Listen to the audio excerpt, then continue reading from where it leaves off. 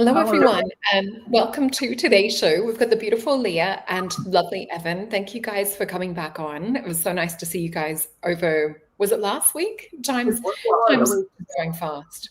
I know. Yeah. And how are you guys doing today?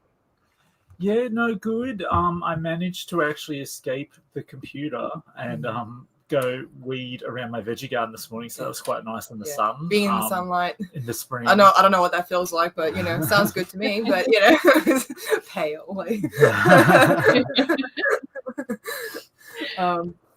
Yeah, it's been going pretty well actually. Things have been things have gotten very busy, which is always a good thing because being bored is the sport for the stupid. So I think the busier we are, the better it is. We must be really smart. Yeah. Really busy. Yeah, you guys do keep yourself busy with not many days off. So today's going to be an update on Earth missions, and we're going to be talking about the Starseed side of things and the experiencer side of things. You guys might have caught on my channel where Evan and I have talked about some of our ET experiences, and it's so interesting because knowing each other for years, it was only, I think, was it last year or the year before or so, we worked out that we had other simultaneous type Very events. similar. Yeah. So I can't wait to hear about Leah's events and experiences and things, and maybe even chat with one of the guides that you work with as well. So this will be a really, really interesting show. If you guys do have questions, please let us know in the comments below. And I just want to say thank you so much to people that have come on over from both channels. It's nice to have a bigger soul tribe over here too. So we really appreciate you guys. And maybe drop an ET emoji in the comments if you guys have also had experiences, because I'd love to see how many kind of familiar ET soul tribe we do have here today. And I can see there's a couple in there already. So do you guys want to give us maybe a brief intro on yourselves, your background with Forgotten Origins, and anything else you want to add? Yeah, so it was basically me and my father, Stephen Strong. Oh, sorry, Ev, you're a little bit softer in the mic. We'll go a bit closer. Yeah, me and my father, Steve, years ago, were reading a lot about Gnostic Christianity and philosophy, and then found some parallels to the Aboriginal dreaming and the dream time. So we tried to write a few books, and then somehow in amongst our crap writing at the start, some people saw potential.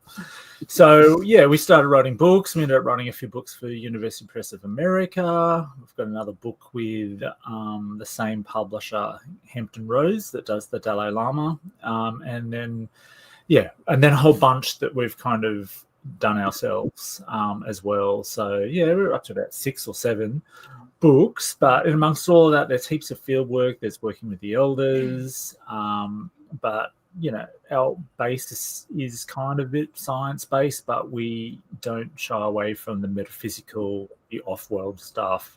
So we like to be more inclusive and grab all the different things, because I think that's what a lot of academia misses. There's no broad vision between disciplines, and obviously they wouldn't necessarily like all the metaphysical, spiritual stuff, but it is part of life, and I think most of us can agree that that's an element and a layer of our experience. So why not? And it's in all the tribal indigenous cultures. They always talk about the spirits, and there's a lot of off-world stuff in their mythology as well. So yeah, I guess it's just a matter of and then we kind of launched our Alien Ancestry, which is our kind of conferences, which we do.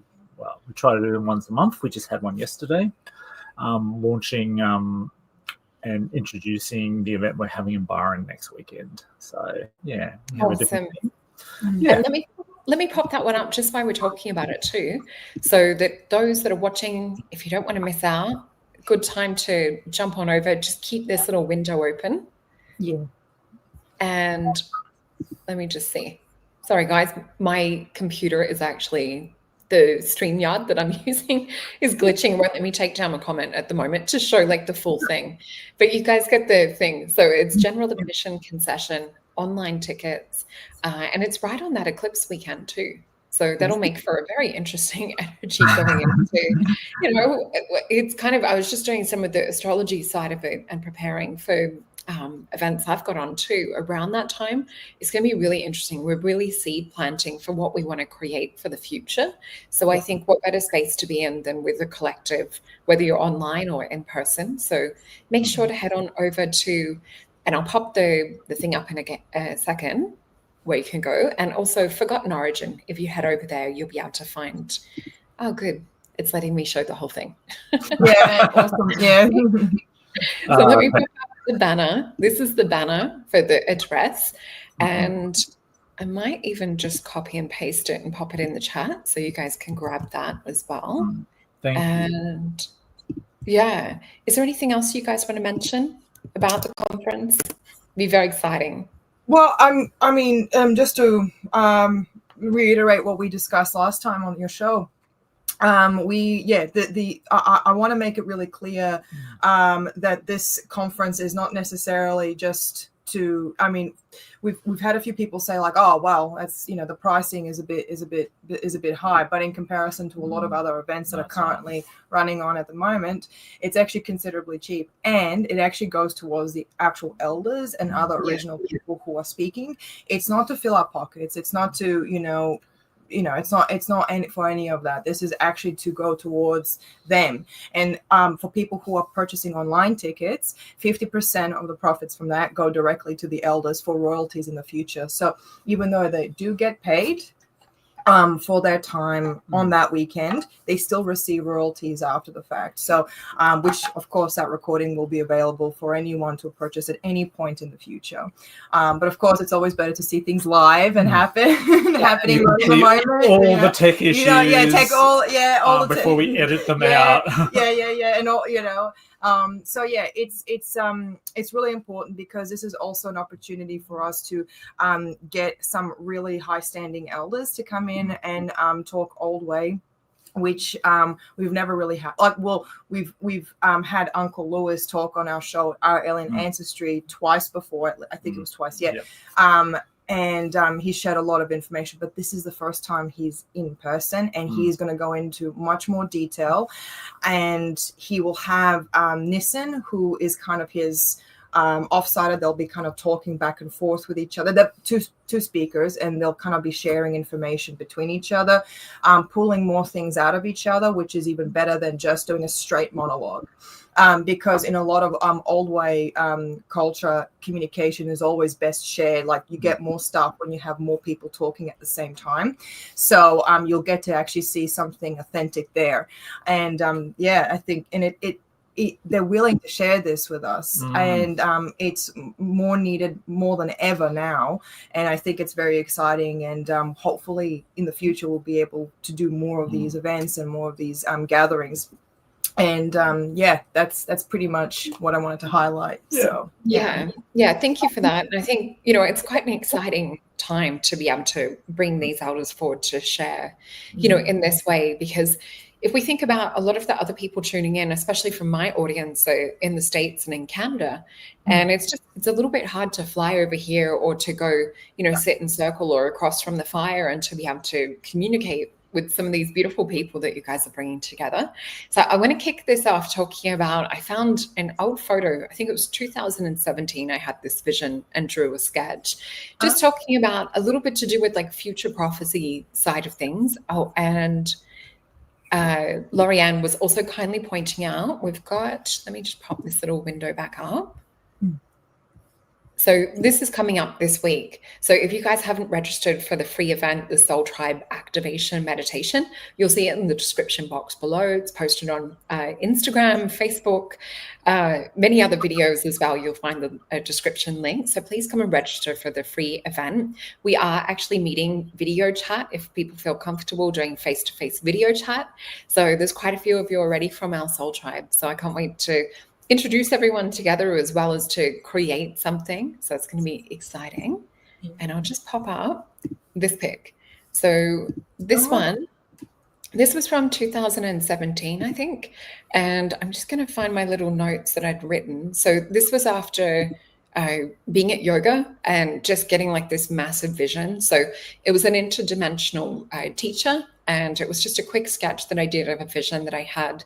So the vision came after dedicating a session, and I dedicated it towards a mountain that is local, because a lot of mountains will have soul energy, and they're anchoring and helping us to shift into new timelines. They're conscious beings as well. So with this session of yoga, I dedicated it to the mountain, and I received a vision. So with this, I saw how we communicate with the land and really honor the land and each other, and that there will come a time when we have more full-blown ET interdimensional contact. So I've written here, the beings are not far out of our vibration, but they're waiting for us to step up to the plate and really deeply care and connect with the earth, the animals, and each other. So this starts by making conscious choices around the way that we live and sort of impact that it has on our planet. The other part of the equation is also treating ourselves as divine beings, so which includes love, honor, respect, nourishing ourselves in ways that don't negatively impact the earth or other beings, animals included. So these loving higher consciousness beings are awaiting humanity to make the change, and they're ready to teach us. So helping us to remember that we are divine beings, and that they've also got a lot of things to share with us in terms of skills and talents that we've forgotten that we have. So bigger picture, we are still part of a wider galactic family that exists on many different density levels. So it's about being ready and open, having the eyes to see, and experiencing the worlds of the unseen. So that blue swirl that you see in the background with the star kind of thing is a portal. And that was children that I saw that were sort of part of the new earth, and they were having, I guess, an education session. So outside amongst nature. But anyway, I thought that was a good one to kickstart talking about ET experiences and prophecy for future. Exactly. So you guys want to flow on from that? That'd be fantastic. I just, the moment I saw that your sketch, it was I just got like bang, like a flood in my head. I'm like, I've seen it. Maybe not the exact same, but it was so familiar, because I've seen kind of that very bright it was like this very bright surroundings, lots of yellows, lots of greens, and it was I was walking. Well, this is during one of my astral travels, so it wasn't a visitation per se, but it was more like me visiting. Instead, I was the visitor, and I'm kind of going through this sort of pathway. I want to say kind of like the countryside, if you will, and it was like a cobbled pathway, and in the middle I saw this tree, but it wasn't a organic tree as we would consider a tree to be. It was actually a lamppost, or like lamppost / energy pylon. I'm not sure, that it was in the shape of a tree. It had all these blue crystals sort of stacked up in the center of it, and it had vines growing in on around it, and like they had like little two bulbous parts at the like sort of sticking out on the top, and it was like illuminating, and then there was this huge lake to my left, or right. I think it was to my right. 360 vision in your astral form, you're like everything's on the left and right, but it was like this really interesting, and there was the same kind of colors, a very high saturation, like somebody just turned it up to 11. So it was a really, really pretty place, and I'm thinking like, oh, this is nice. Like if this is a lamppost, man, like imagine what the city looks like. It probably wasn't a lamppost. I'm just, because I'm not smart, so it's like I'm Yes, gonna it was it, and so when I saw that image, it was, I didn't see anybody there, I didn't perceive anybody there, but it was very kind of like peaceful, like this is just the way it was so, whoever was living there, you could tell that there was this very intense respect for nature, and the artistry of even their artificial, the making of artificial things. It was such a high level of artistry to actually show respect to the natural environment, because it's mirroring a tree, or like mirroring a bush, or whatever it may be. And but there was also a level of not just intense respect, but also a level of like a fear / reverence. So it's kind of like we respect nature so much, we're afraid if it turns against us, then it could go haywire, you know, like, you know, haywire. So it was that potent. So yeah, now I've seen a few of those things in the past myself, and it's always breathtaking. Yeah, how some other people do it, you know, like how they show their connection and respect and love on their own respective worlds or planes or wherever it may be. But I've always found it to be there's a lot more beauty. I think there's more beauty there. Like they spend more time putting beauty into things than I think we've done in modern day on Earth in many ways, because still, like, you know, if you compare it to, say, like Victorian times, it's just, so I'm going on a bit of a tangent, I apologize, but like they put a lot of effort into their buildings, like the artistry, like you know, the Renaissance, they put a lot of artistry in their buildings. Oh, yeah, even their like their gutters. And the gutters are pretty, you know. It's just like we got like, here's a plastic, you know, a metal dish that we just hammered in and stuck it on the side of the wall. Good to go. We just lost it. I'm thinking, like, man, like we don't. Yeah. All the Tartarian stuff. Yeah. Well, thank you for sharing that. That's really intriguing, and I can't wait to have a little bit more of a chat too about the ET side of things, going deeper in some of your interactions. I just want to send love to, there's a lot of people in the chat just going through some things, and, you know, not a surprise with the eclipse coming up, so just sending you guys a bit of love and healing vibes.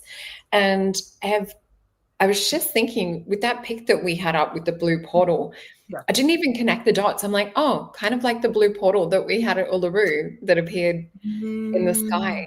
Yeah, and it's interesting because I see it in people's auras as well, that they have that blue portal energy, and it specifically came in right before the Uluru activation.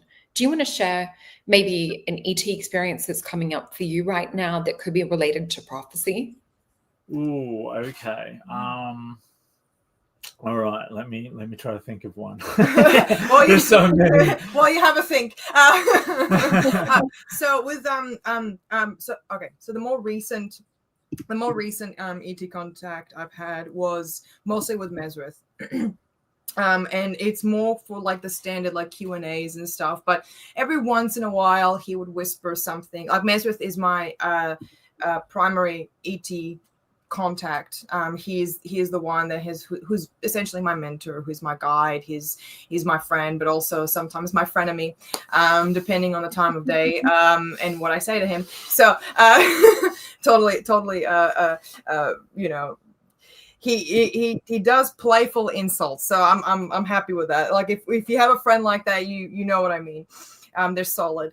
But he has been kind of giving me little hints and clues, not necessarily with prophecy. I haven't seen the connection yet with prophecy exactly, but he was saying things like more on an interpersonal level. I remember we were having this, what would be like a seemingly silly discussion, but the last thing he said was, I said, imagine you come here and then everyone just starts like worshiping you or something like that, and I would be the first one that'll be like, how may I serve you, my old master, and everything, but doing like a really gravelly Igor kind of like voice. And then he's like, Leah, stop. Like the only serving you do is self-serving to the second bowl of ice cream. And I'm thinking like that really hurt my feelings. But at the same time, it kind of clued me into something. I'm thinking like self-service, like what does that mean? Yeah, because he was kind of, because I've always kind of lived a pretty isolated life in many ways because of my experiences, and not to say that I'm like, you know, I don't have beautiful people around me and I communicate with, but there's a strong sense of like self, dare I say, centeredness. It's more of like, okay, this is my experience, I'm going to do this, and in the last few months, he's kind of been eluding me, like trying to break that down, trying to snap, like tear that thinking and behavior out of me. And and it became apparent during the last conference in Bundaberg. This was 2 months ago. Remember that? And I had a bit of a meltdown because, you know, conferences are always really intense and there's like full of people, and just sometimes, you know, I'm introverted, so I retreat. When I was having that moment of panic of like, you know, everything feels like it's crashing around me, I retreated to my fortress. He comes knocking on the door. He's like, "What's wrong? Why are you upset?" And I'm like, "It's too scary out there." And he says, "Look, there's nothing wrong with having your you know, a safe space within your mind, but whatever you do, make sure you take the bed and all the comfortable furniture out of it, so you don't stay there for too long, because you can't keep doing this. You can't keep retreating when things get tough, because you will not have the time to retreat and stay there in the coming years, because only a few months later, we've been just hit with so many wonderful opportunities that we need to be on the ball with and snapping with." And he's just like, "Yeah, you can't stay there anymore. You can't be you know, focused solely on yourself anymore. That the time for that is finished. You're no longer a child anymore." And so he has been kind of like, on a personal level, helping me, you know, mature me up for this coming time. And I didn't realize that it was actually for these coming months. And of course, you never realize until it's too late. Until it hits you. But yeah, that's been kind of, he's been helping. He acts cruel. Wait, what was it? What's that word? It's like he has to be cruel to be kind with me. So that is because that's the only way I receive. Like, I'm receptive to anything. If someone's like, "Are you okay, sweet?" I just like, I don't go away. That ain't me. But yeah. Anyway, that's been me. I actually do, had a good think there, and I do it occasionally. You're good at that. Yeah. Probably think too much sometimes. Oh yes. But I did think of something. It was years ago, and I did have like a visitation or experience, and you know, as usual, I don't, because I'm lazy, I don't go for any exercises. I just go to sleep and I'm astral traveling, or I'm doing this. It's just like, okay, like I don't go through the process. I just go to sleep and then stuff happens. And this particular time, I was taken somewhere else, and for years and years and years, and I always wondered where, but all I knew is wherever I was, everything, it was like having the knowledge of everything. So, and the sense of peace with that, it's like everything made sense. So everything that had ever gone wrong in my life, oh yeah, of course, that's happened. Yeah, okay, cool. And that sense of peace of knowing how everything fits, especially for my overactive mind, was like bliss. And for years, I always wondered, why did I get taken there? And then when I came back into this realm, I kind of still had that feeling. I was just like, oh, I know everything now. And then 5 seconds later, I'm like, oh, it's going away. 10 seconds later, it's gone.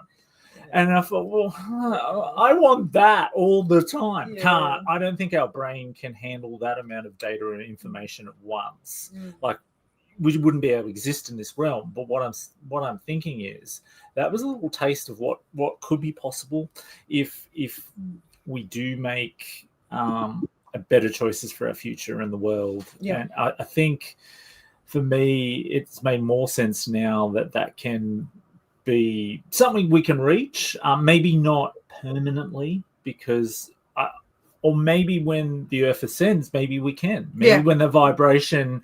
And I didn't know anything about the Schumann resonance back then, because it's like 20 years ago or whatever. I think maybe we can hold on to that more when we reach that next level. And you know, for years afterwards, I want that again. Like, because it was amazing. And that sense of peace. But the only other one, I think... also, and this is something I just pulled out of my head now, I did have an astral death experience, and for years I'm like, why? Like, why did I die? And it still affects me physically since, but I think that's also for the future too. It's given me a taste on how things used to be, where if you were to break protocol, you'd die. And I don't see that in our future. And I know some people aren't going to like me saying this. And yeah, look, maybe back then it served. But I don't think we needed quite that black and white. Yeah. I think we can have a little bit more Nuance. softness and nuance, because we're always going to do things wrong. And I certainly did by looking at this particular astral representation of a shape-shifting spirit. And in traditional times, like a dog would walk into the camp and everyone would look down the ground and go, oh, that's that spirit. We can't look at it. Can't look at it. And I did. I just went, oh, what's going on? And even these figures went, don't turn around. And I went, I'm turning around. And that's when I saw this kind of massive different forms. Some were human, some were animals, some I've never seen before. So for me, that almost represents the thing that we're trying to work on, which is Wirrigin, which is white fella, black fella dreaming. So yes, that form of spirituality and is there and should be embraced, but maybe we need some of the more softer nuance thrown in there too. So, like poor innocent Evan in Astral Realms just looking around at stuff, like, for years and years and years, I went, it's not fair. I didn't deserve to die because of a mistake. And I and it was very hard to kind of physically afterwards. Like I spent years dealing with that. But I've kind of made a little bit more peace with it, going, well, maybe I had to experience that because it highlights, in a way, a prophecy where we want the best of both worlds. So maybe by highlighting one of the aspects of the old world that maybe doesn't serve us anymore, it shows me that, we need to integrate both systems together. So, there's two. And I think you touched on an interesting point that, like your feeling is that we're going in a positive way. And I think I saw Leah nodding as well in agreement that, the stuff that they say in terms of bad or negative outcome, it doesn't have to be that way. And I think when we look at predictive programming and things of that nature, I know when I was about kindergarten age, feeling like I was just laying in bed, I remember watching the sun come in. It's so clear. I must have only been about like 4 or 5 years old. But I remember this feeling of sinking and feeling like my body was feeling or sinking into the void space. And then I felt this vibration, which we now know being ET experiences, that a lot of the time before you're taken, there's either a hum or there's this like undulating feeling of your body getting up into another vibration and density. And I remember that same feeling of like being in this space where there was a download of all information. And I also felt like that space was also a creation point, which I later came out to get more information as I got older, that it was what Barry Littleton calls a Mako, which is like a black hole, and they're like storage information, or kind of like a universal hard drive is another way of looking at it. But if we look at, creating and using quantum, Dr. Joe Dispenza talks about falling into that void space or nothingness. And I'm like, okay, everything's sort of adding up to make sense. But if we can go to that space, collapse any charge, collapse any feeling or energy that we've got around the negative, and just try and become, as he says, nobody, no space, no thing, then we can set and hold that intention, or just like the picture I popped up before, for like the intergalactic family or intergalactic neighborhood to come together, and for us to get back to a time of receiving the knowledge. And like we've talked about on other shows, Kano saying to you guys when he appeared in front of the fire and disappeared, that you guys can do this too. Everyone can do it. Yeah, so I think a lot of the interactions that we've had are more of sort of like the progressive nature to move us ahead in terms of the trajectory of the positive nature that humanity is supposed to go down. Would you guys agree with that, or have you seen other things? Sorry, what was a question? Sorry. Oh, just in terms of like, just talking about like a lot of our interactions seems to be more connected to do with like future timeline, or like where we're heading, as well as like old way as well. And, how Atlantis and Lemuria comes into it, and Mu, and, the glyphs and everything as well. Where do you guys sort of see us going? Well, I've never seen a point in time in my lifetime to have such a nexus of the distant future and the distant past and the ancient past happening, kind of colliding at the same time. We're not talking about, like, they say that human beings live technically in the past all the time due to receptors. It takes time for the brain to translate what we're seeing and perceiving. So we're always kind of being we're slightly always lagging behind as we're being hurtled towards the future. But there's something else at play, and I think we can all see that as on a more meta level, if you will, that there's this convergence of the ancient past being unveiled, or unearthed rather, in technically unearthed as we speak, to show us the map of what the distant future can potentially be. And I don't know exactly what that future will look like, because it could go anywhere. It's a real nexus point. It can genuinely go anywhere. For the longest time, there was a sense of, so when I was a child, I had this excitement for the future. I was really excited about, like, what kind of technology we will reach, what sort of ability we will have. Will we finally get into ET contact? Like, what will that look like? And it was this sort of eager, like, bright-eyed excitement to see what tomorrow will look like. And then when I hit my teen or late teens, and then in my 20s, the world got really, really dark. In my perception, it got dark. And I got this fear of the future. Like, I was afraid of waking up the next day to see what was going on, what a new horror would unfold for the planet. And I had this real strong sense of fear. So I'm thinking, and then now everything that we've discovered thus far, everything that we've talked about, everything that I've been almost trying to, like, unearth of all the conversations I've had with Mesrith, telepathic conversations with Mesrith. And I'm trying to and downloads and everything he's been telling me. I'm trying to, like, skim through it all to see if I've missed something, because he's always telling me exactly what is going on, but he doesn't do it directly. It's like he won't tell. He wants me to earn it. He doesn't give information for free. He won't do that, because he's like, look, I'll meet you halfway, but you've got to come up to me as well. You can't just give, hold your hand out and expect me to give you literally the cosmos for you. That's not how it works, because you've got to show the ability that you can do something. You can be proactive. So I'm trying to get all this information, trying to read back on all the things that he's been saying, see if I've missed anything, to actually get a glimpse of what the future may look like. And we've reached a point from everything that we're seeing right now.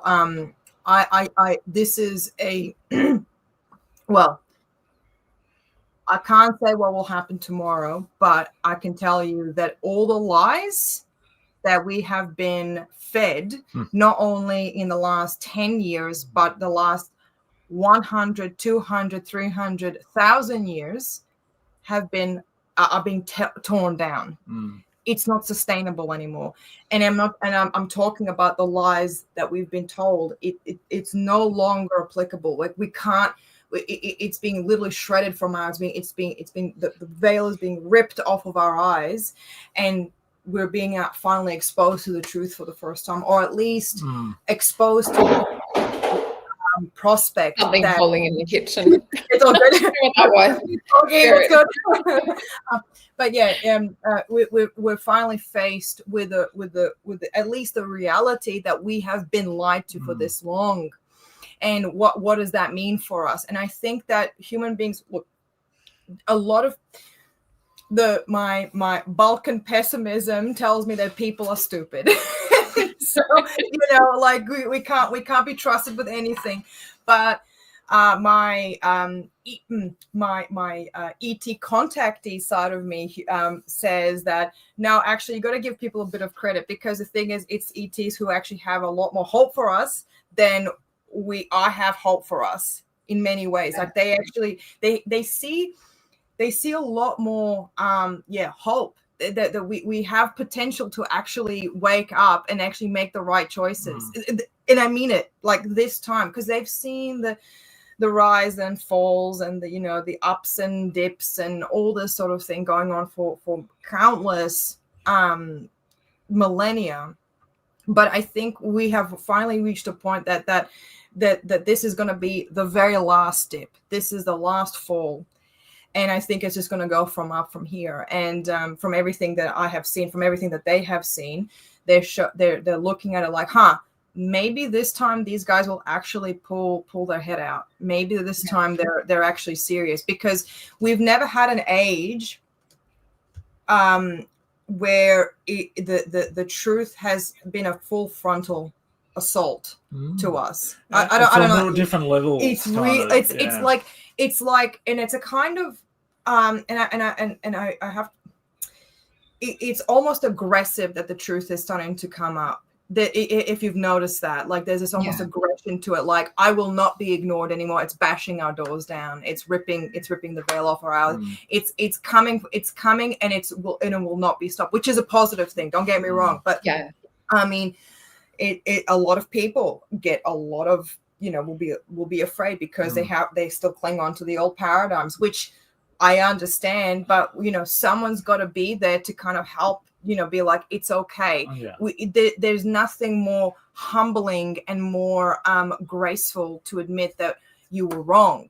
We're all afraid of being wrong, but it is I think a transcendent state of being to actually admit, man, maybe I was incorrect about this. Maybe I was incorrect. Like, again, like as I said, I have a knack of being pessimistic, but I know I know that's delusional. Like, pessimism is delusional by its nature.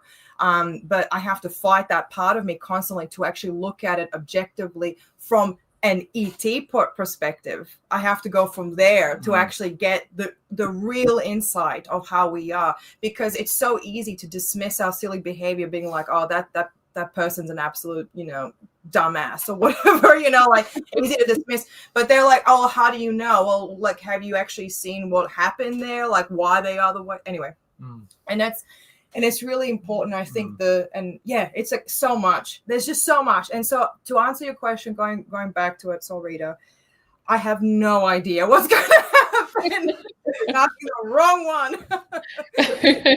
I think it was a great answer. And definitely, I've seen people echoing in the comments as well. Like, Gisela said, it's do or die. And it really does feel, as you were saying, that it's happening on a multitude of different levels, or, the wake up sort of call is coming from multiple different places.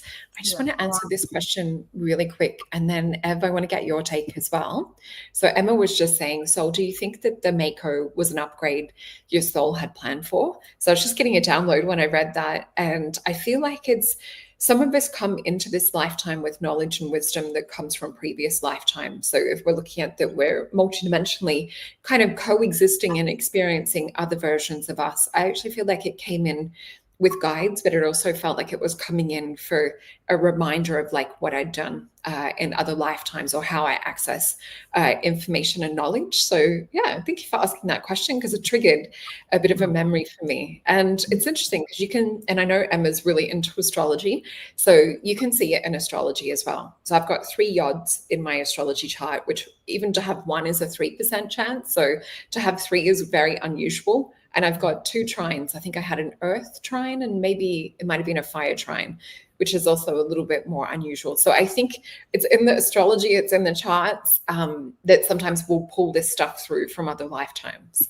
Ev, was there something you wanted to add, or anything that the rocks have told you, or elders, or that you've got downloads around? Okay. So it seems there's a lot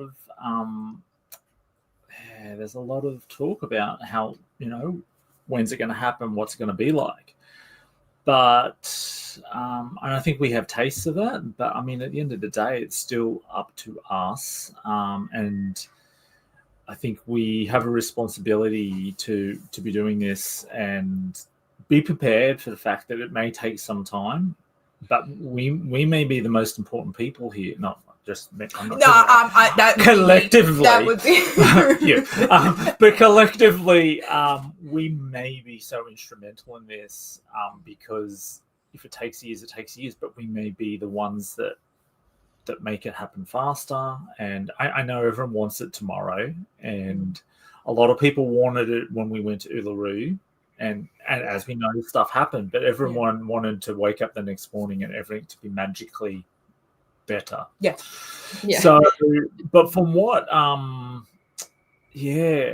I think the thing, when we went into this, knowing a little bit of information, and now we've worked out for us to ascend, it has to be most of us.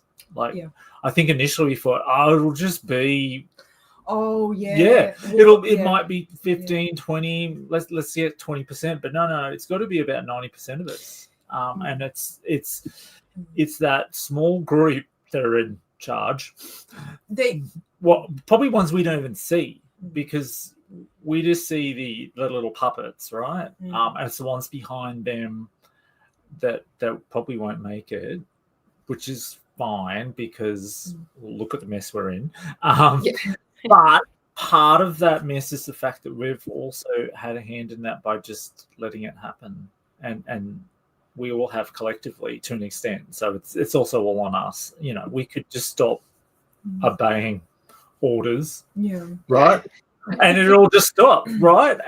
But the thing of it is, and that's, we have to walk towards something as well. There has to be something there, because I think there's been moments in history where people thought, like, this isn't good enough. We want something more, in the 20s and the 60s, just in recent history. And I'm sure there are other times in history where we've kind of gone, and then for whatever reason it hasn't quite, got there. We've been close, I think.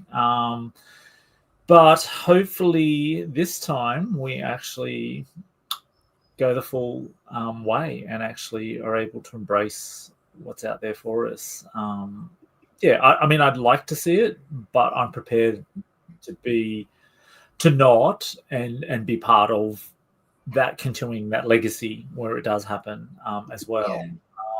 And look, and there are moments when I look around and go, oh, there's hope. I think I was at the pub a couple of months ago, and I went to the bathroom. I came back.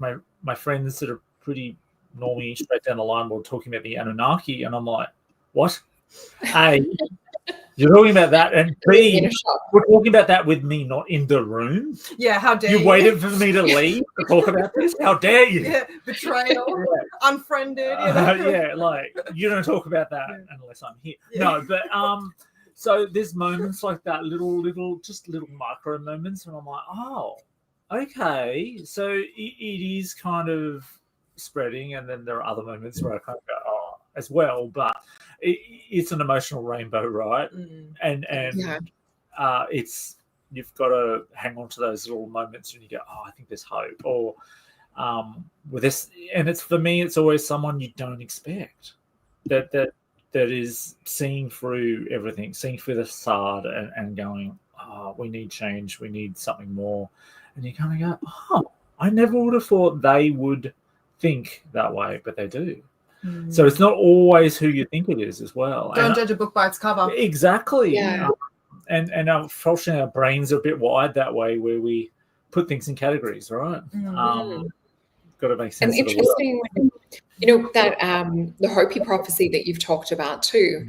I know you always talk about bringing snacks. That's like the main thing I remember. But Ev always talks about, hopping in everyone individually has to make that choice to hop in the river, and to sort of, I guess, be free of whether it's, feeling like we have to take everyone with us. But I think it's that 100 monkey thing, the morphogenic field resonance, what we're seeing happen right now. What I'm sort of thinking too, just listening to you talk about what you just said, is if we look into things in terms of a matrix, and in terms of like people being coded or programmed, and we see that with astrology and that too, that, there's certain personality types or certain programs that we come into, and certain blueprints, family dynamics and soul experiences that we are supposed to have down here. Do you feel like some of the code is actually being rewritten because we've reached that morphogenic flip point? Yeah, definitely. I think, and a lot more of that in recent times, kind of like it's accelerating. There's been several shifts, and mind you, I think there are a lot of people that are just upset and angry at the moment, and they don't actually know why. They just are, and they'll latch on to whatever issue is the flavour of the month. And I'm not discarding what the issue is either. I'm just saying it's all part of something bigger. And I think even that is like the growing pains to get through all of that, to kind of go. And I'm always like looking at some friends, and they'll complain about, you know, this one thing or this one aspect of bureaucracy or their life, or maybe it's a workplace dilemma or something because they're in a government department and it's like ridiculous bureaucracy. But then other things, they're just like, oh no, but that's fine. I'm like, no, wait. Think of what you're just going through. That is spread everywhere. This discrepancy on how things should be. And I think that's the thing. It's that broad vision that we need to have and kind of go. And that's hard, because then you have to admit that maybe the system you're in is wrong, and that you've been part of that, and that it's often easier to get angry at someone that's pointing it out than to kind of go, oh, it's no good. But I think slowly people are starting to go, oh, actually, I don't like this thing. I don't like that thing. But we have to replace it with something. And that's what we need to access. And that's going to take some time. And because there's a lot of brilliant people out there, and, millions of brilliant people out there, and they all have a million solutions on what we should do next. And I don't think we have the time or the resources to invest in every single one of those ideas. So, and I mean, look, we still have to battle with ego. There's still a lot of people who may have the best solutions, who think that they are in the right to claim some kind of authority in that new establishment. That's still something that we have to contend with. That is still a very real risk. And I mean on a societal scale, like, we can create something decent and something good. I was looking for a quote that Mesworth gave to me a few months ago, and I can't seem to find it in my notebook, but it was in reference to building this new society, this new system, away from the old, so we can walk towards it, as opposed to just simply walking away from the old and towards something new. But Mesworth was explaining to me that you have all the pieces there to actually build something better, but it will fall. He was essentially saying, you can put it all together, get all the right pieces, and make something new and better, but it will fall down into the same old heap if you still allow that those old attitudes to resurface, that old way of thinking, of wanting to control, the ones who think that they have the right to say to set the standard of what everyone should live in their new society, and that's basically fallen back into the same old heap again. So I think on a more meta level, and I think there was some parts that Mesworth was kind of alluding to after that. After he told me that statement, he was saying on a more the awareness. He was talking more about awareness. He's implying that it's you can create all the physical stuff, but where's the consciousness element? And it's and this new change and this frontal assault of the truth that we're receiving, it is actually forcing us to change our awareness and to shift and to split it right open, or split the third eye open, like not only in a metaphorical but a literal sense. We will not be blinded anymore, like it won't be calcified anymore. So there is definitely a shift on that front, on an energetic front too. It's not just the systemic. What was I remember what you were saying about flavor of the month. People are angry, but a lot of people don't know why they're angry. And I put myself in the same position, because I find myself, why am I, well, especially in the last few years, I'm angry all the time. I'm angry about everything, but what am I actually angry about? I smell it in the air. My gut is telling me that there's something wrong in the air. If there's something wrong in the water, there's something wrong. And we all feel it. And And I'm like, this is the microplastics, but okay. Forget it. No. But yeah, no, I get what you're saying, and it's quite valid that people are angry too. Yes, you know, they've been basically enslaved, and yeah, because of my deep dive into Gnosticism, there is an aspect of our nature that is a slave quality, but then there's also an aspect that's divine and empowered. The master quality. Yeah. And a lot of mythologies and cosmologies are just explaining the self. Like, we're always like, oh, this and that. I'm not denying there aren't that aspect as well, but it's like, it's a reflection of ourselves. So we all have this kind of group herd mentality. We're like, oh, we better do what we're told. But then we also have this isn't good enough. Like, we need something more. And we all battle with that on a daily basis. So yeah, there's that as well. There's our actual nature of those dualistic powers when it's fighting for supremacy, basically. Yeah. And I'm not saying, you know, I don't know. You know, the times in the past I thought, you know, you've got to have control, anarchy. Oh, what would that be like? But now I'm like, I wonder. Maybe that would be better. You know, it's interesting. Yeah. So I just wanted to lead into just something. Now that we're talking about this, Mesrith has shown me on different worlds that a lot of the people on many different worlds have gone through very similar situations, like this sort of multi-dimensional cocooning, the cocoon about to split open. It's almost like a template. It is a template. It's kind of, it's like not every planet is identical in its format of following that template. Like, you know, some do a little bit this, some do a bit of that at a different time, sure. But there seems to be a universal thing, which is where all species, when they've reached a certain level of sentience, sentience, and the conflict between technology and spirituality starts to that split turns into a chasm, and then eventually turns into a battle. There seems it's like this bizarre interdimensional thing starts happening where you hit this kind of chaos that sort of splits and it clashes and then splits, and it affects everything around it, not just on the physical front, but also the astral, the conscious or psychic, whatever you want to call it.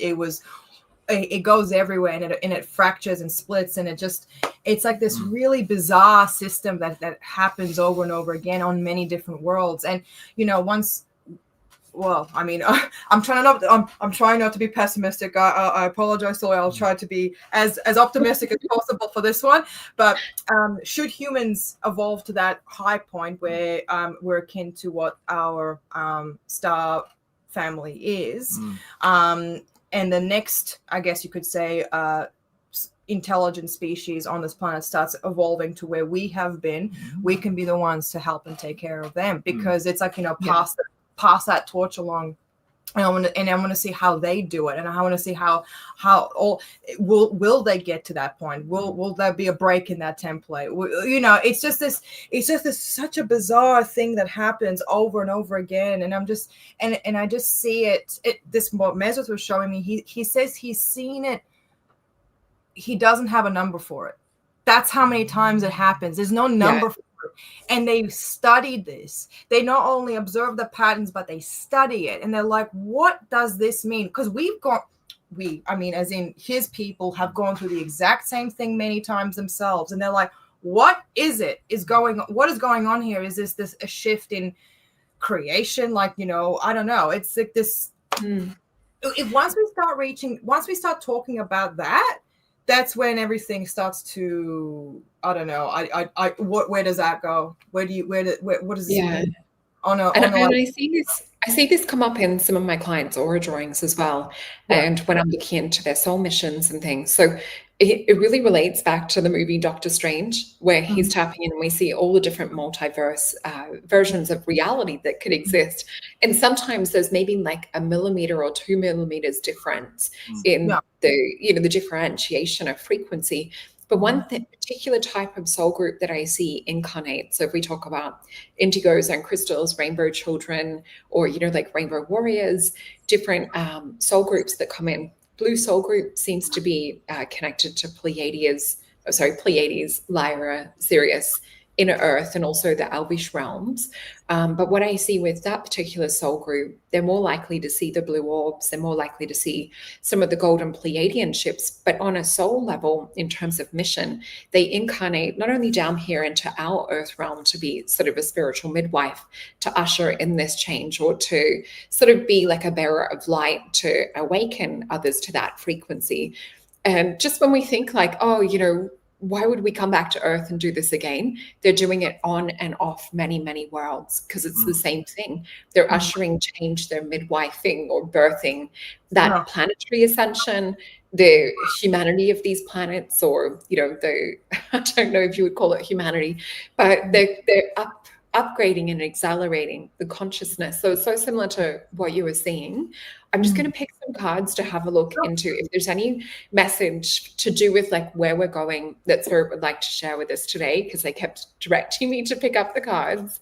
So we'll have a look in and see if there's anything they want to add to the show around the theme of what we're talking about. And also I was getting the download too, that with the anger also comes where we don't tolerate things anymore, and it's the beginning of change. So it's actually healthy in that way. So I have 6 cards. I'll just feel into these quickly. So the first, feeling and vibration. I'll flip my camera down. I don't know if you guys can see. I've got them face down. So we'll flip them in a second, but the first feeling that I get is a lot of yellow coming up. So yellow usually represents study, education, learning. So if we're looking at Earth from a point of being an educational facility in terms of like soul evolution, that's kind of the feeling that they're showing and downloading. The other thing they're showing me is it almost looks like an American gym class. And they're showing me a rope and showing me like we have to climb that rope. We have to develop some kind of spiritual muscle or spiritual strength. And I also wonder if this is what Messereth is working with you, saying we've got to earn it. We've actually got to go through this. So I'll flip these over. And the first card that we have is 8 of Wands. So 8 of Wands is Mercury, Sagittarius. And this is a point in our evolution that we're currently in, starting to break free of, but it's a compass that's off cycle. And if we look at it, most people are sort of like, I'm going to shoot an arrow over here and see if this makes a difference. Everything that we're getting the message around is it's not about the external change. That's where we get thrown off point, or we get the compass shift. And there's some external change, whether it's looking after health and, meditation and things, but it's all about how you're feeling on the inward, because this is a quantum jump card. And it always takes me to the High Priestess, which is doing away with the tools, letting go of outward change, and really just holding the blueprint for what it is that we want to bring down on this soul level. So the other cards are my little shaman card, Prince of Cups, which is about keeping and continuing to have a foot in each world. So we want to balance the physical with the spiritual. It's about bringing medicine into this realm with the blue lotus and the activated Kundalini heart energy. We've got a 3 of Cups. So it's to bring this through and to talk about subjects and topics like this with abundance. This is also, for me, tribes coming back together. So I always call it the witches reuniting. We have the Taurus energy with the moon, 6 of Discs, success. So to me, this is Mary Magdalene energy in the center. This is like unconditional love being very, very important to bringing this back and to grounding and sitting around that. And it's a connection back to our spiritual essence. So this is Pisces and Jupiter. If we were to look 1 cup removed from this to an 8 of Cups, it's a system that's broken and a system that's stuck.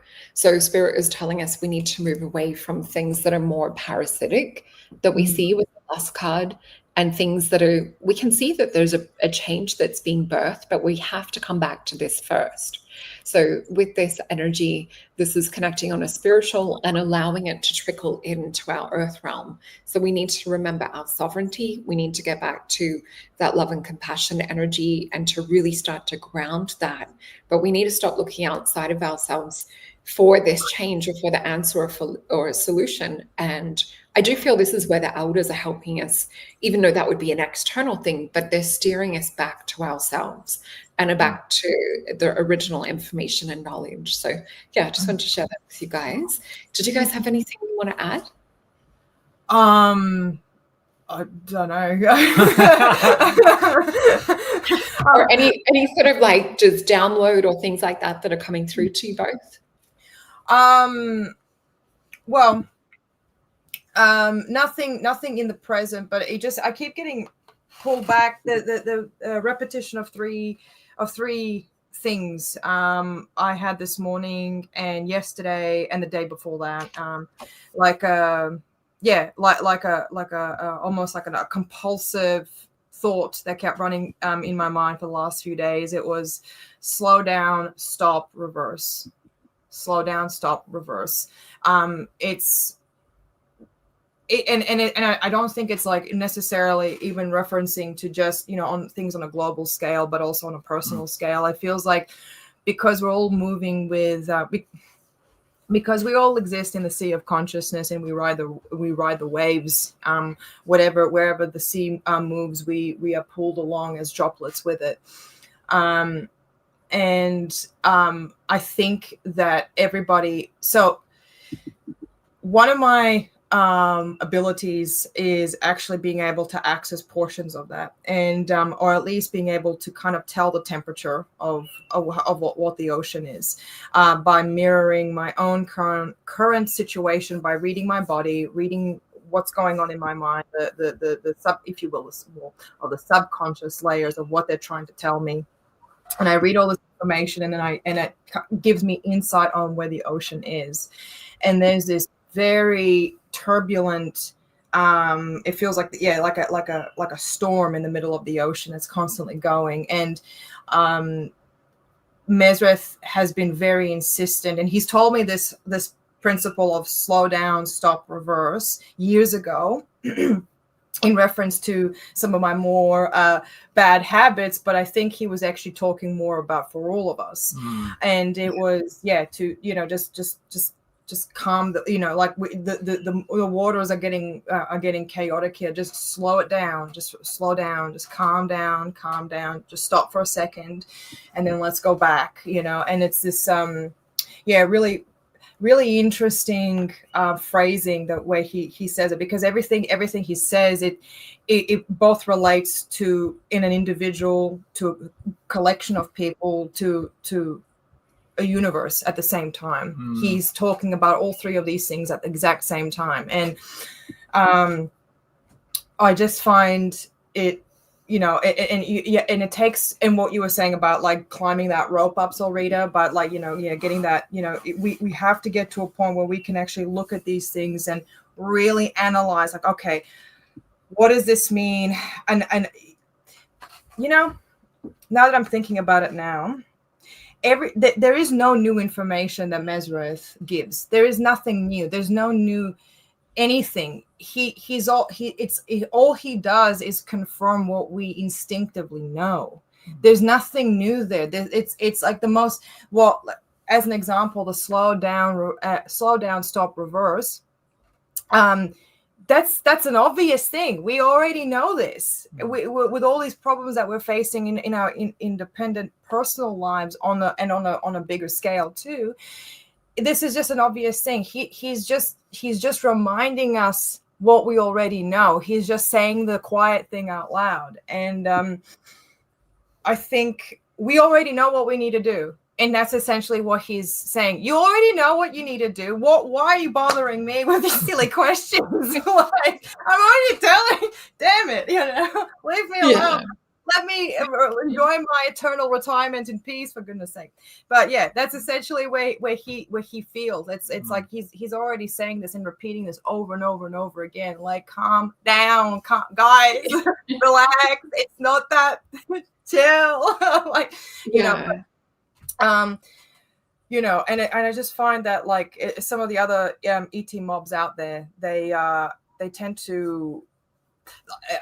I mean, I can't speak for them. I definitely don't know all of them, but I only know like a handful. But the ones that I do know, they look at Earth more of as a almost, it's like a soap opera, like what's going to happen tomorrow, stay tuned, what's going to happen next week kind of thing. So whereas Mesreth's group, who are the more that sit above all that, they're looking at like, oh yeah, there's we see patterns here, we can see what's going on, and in a kind of like I've had contact with many different types of ETs, and they have this almost pitiable, like a pity on their faces when they realize where I'm from, and almost like they feel sorry for me, and I'm thinking like, well, thank you, condolences, for your condolences, but that's a bit racial, isn't it? Like,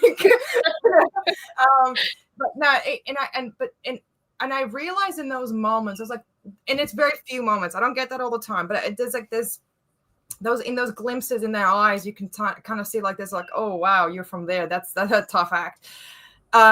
They're also kind of in that same old dismissive kind of like similar system of thinking. They're still trapped in that same old reference of thinking of like as we are in many ways, like, better or worse, ego, not ego. It's just like that. They still have a little bit of those old dynamics still at play. But with Mesreth's group, they don't have any of that.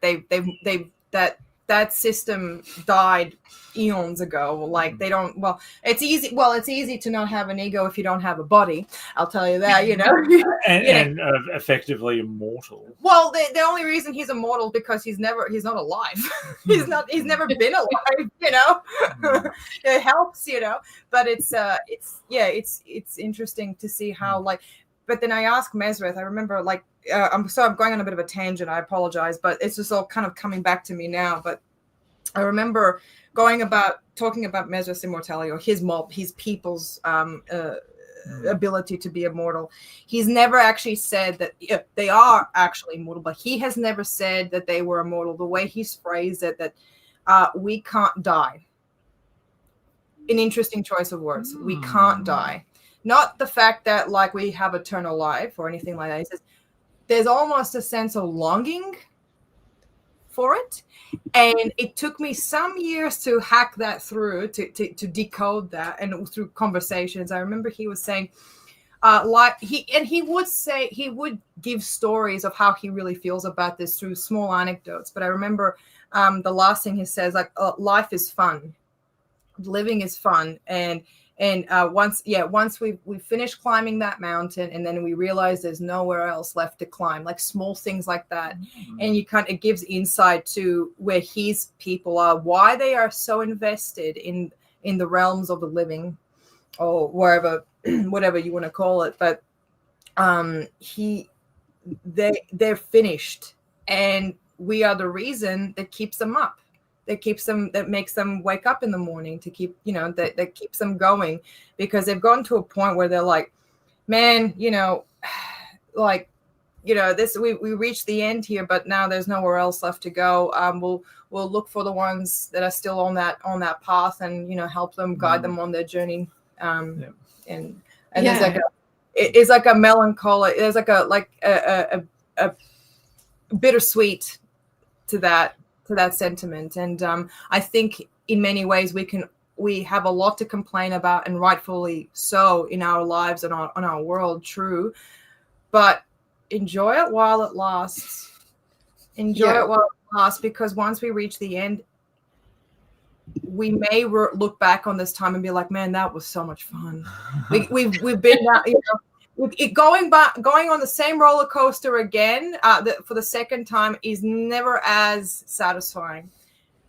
So well, I think that's an important point to end on. That it is about having fun, and that's what we need to remember down here. So we do have the link in the description box below for the conference that's on, and I just popped up Forgotten Origin as well.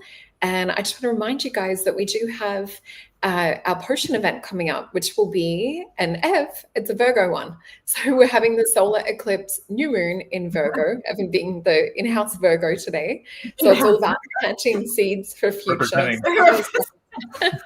If you guys have got your potion, you will have already been sent an invite, or it will be coming shortly. So I look forward to seeing you guys in our Soul Tribe event, as well as this one too. So this is an open to the public free one. The other one is received when you get a potion. So this will be happening a little bit later in the week. Everything's in the description box below. It's going to be a lot of fun to meet people that we see in these YouTube chats. And I just want to remind you guys, if you're wanting a booking, head on over to solreta.com and you will see all of the different bookings there. You can use the code LOVE for the Psychic Tarot's couple session. That's valid till the end of the month. And yeah, as we had before, Forgotten Origin, please make sure to head out over there. But I just want to say thank you so much for coming on the show today, guys. I would love to chat longer, but I have another show coming up. So I have to disappear in a second, reset up. But thank you to the audience as well. Thank you, Evan. Thank you, Leah. Thank you so much, Solreta. Thank you for having us. Great to be here. Yeah, it's fun chatting. You know, I really enjoy our chats. And yeah, you're really insightful, and you know, I love your energy and your audience. You've cultivated an amazing audience. I'm looking at the chat, and it's just you really made something special here. So thank you so much for having us. Yeah, thank you. Oh, that's so sweet. Well, I'd love to have you guys back on sometime as well, and talk about any updates or downloads you get, even after the conference as well. I'm sure there'll be a lot more information that comes up as well. But you guys have a wonderful conference, and I'm sure many people will see you there. Bye, everyone. Bye. See you.